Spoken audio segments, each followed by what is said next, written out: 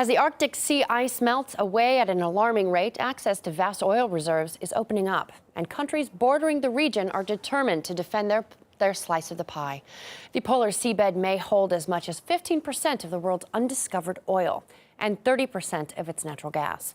But as RT's Marina Portnaya found out, the battle for the region could take a dangerous turn. Melting ice caps in the Arctic have ignited a military buildup over the world's smallest ocean and the raw riches buried beneath it. The Arctic Circle is believed to contain 30% of the world's undiscovered natural gas and 15% of its oil.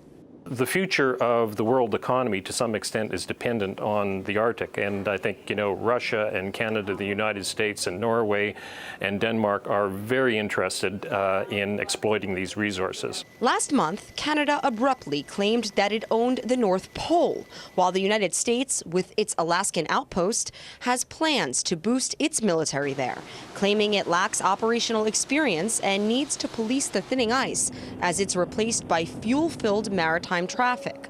But that's not all.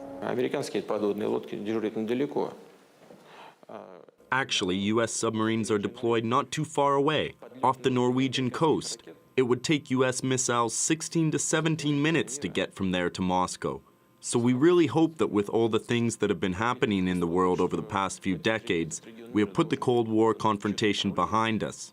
In all, 5 countries bordering the Arctic have sovereign rights to resources within 200 nautical miles of their territorial waterways. But a growing appetite for a bigger slice of the pie is what many fear can inevitably spark a 21st century Cold War in the frozen waters. There are also unexplored resources that we don't know yet to which country belongs, which could be, of course, of interest to many countries. I do think that smaller things could spark both tension and maybe more tension than we would like to see.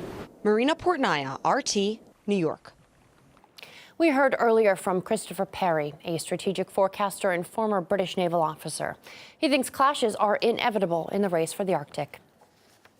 Where I think we could have some disputes is there are a number of other interested countries such as India, China, Korea, Japan, all getting very interested not just in the Northern Sea route, but also in the resources that exist up there and in the Arctic. Already the Chinese are operating in Greenland and places like that. And I think there will be a scramble by some of the other countries for some of those resources. When the ice does recede, you're not just going to have the Northern Sea route across the top of Russia and the Northwest Passage across Canada. You're also going to have a route around 2050 straight across the top of the North Pole.